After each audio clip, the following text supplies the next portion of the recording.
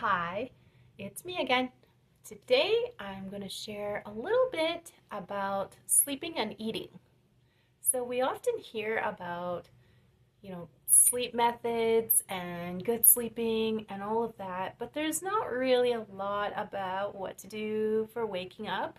Now there's starting to be a little bit more attention on it, but one thing that I've noticed is kind of missing from both aspects, the healthy sleep and the healthy waking, is when to eat to optimize your body's metabolism generally, for generally most people.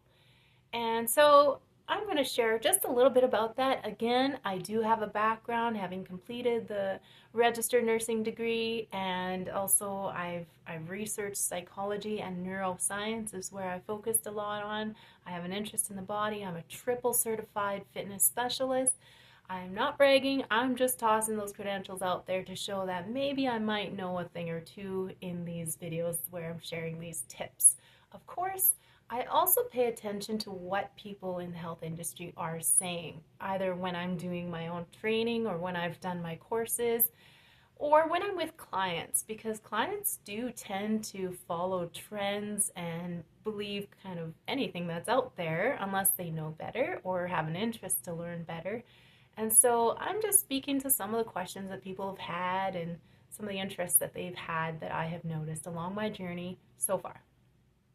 Now, when it comes to sleep, of course, we all know, okay, we don't all know, but most of us know or have heard something about, turning the lights off, don't go on your cell phone, play, gentle music without words or without a consistent beat, lower your body temperature before you go to bed, things like that, get fresh air during the day. All of those things help. They really, really do. Even what you think about helps before bed. But one thing I'm noticing that's kind of missing is don't eat heavy in the later part of the day because your body will digest that overnight or it'll sit heavy in your stomach and that will actually lower your metabolism and give you a heavy feeling. So then when you force yourself to eat breakfast in the morning, because breakfast is the most important meal, you won't feel great. So I'm not saying starve yourself before bed because if you're hungry, you won't be able to sleep well either. But have a healthy snack a couple of hours before bed. And in the daytime, your biggest meal should be breakfast, and then your second biggest lunch, and your smallest should actually be supper. But your supper should have a good amount of protein. And so one of the reasons why this happens is because of what's called motility, and that's just the way your body functions. Your body digests best when it is vertical, not horizontal. I know, ancient Greeks ate laying down all the time, but they ate and then went out and trained for the Olympics, They didn't stay horizontal the whole time. And most of the time they were just in a reclining position, not flat out laying down.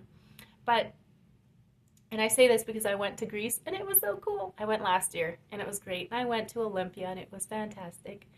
Anyway, so that's why you don't want to eat before bed because it can actually cause you to have a very troubled sleep. Like you may fall asleep faster because when you eat, you activate the relaxing system of your body, which is the parasympathetic nervous system.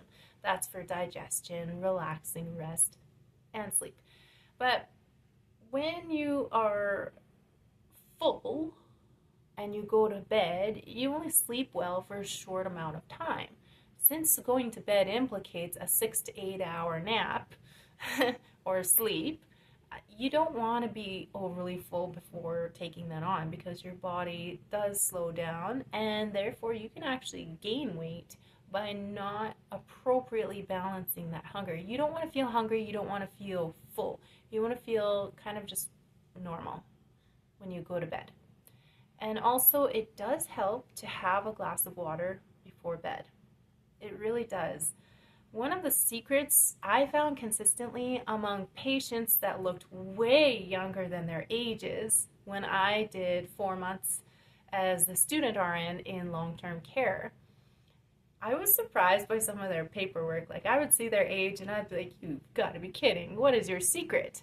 And hands down, most of the time, I would say in the 90s of percentage wise, about 90%, the answer was I drink a glass of water before bed and I drink a glass of water in the morning. So that brings us into the morning bit. So what's the deal? So you go to bed and you're not hungry and you're not full and you have a good sleep and you drink some water. Cool.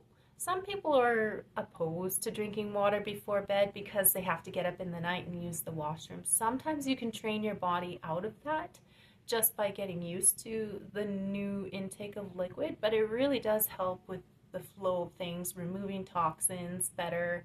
Even your brain is a bit healthier. And also, it's good for the skin, just so you know, and your salivary glands and your heart and just a few other trinkets like that. So in the morning, naturally, you'll use the washroom, get rid of the toxins that have gathered overnight, and then start by drinking a glass of water. And don't dive into breakfast right away.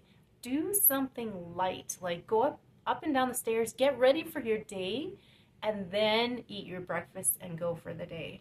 Something where you're moving. Of course, you don't want to do a hardcore workout. Not everybody is Dwayne Johnson.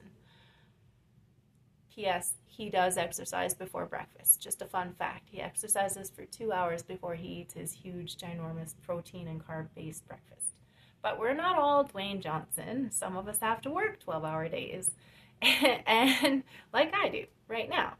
And so we can't really afford an extra 2 hours and plus a huge breakfast like this. So the thing that I have noticed to work the most among clients for personal training and fitness and clients in the hospitals, long-term care, acute care, and then Emerge.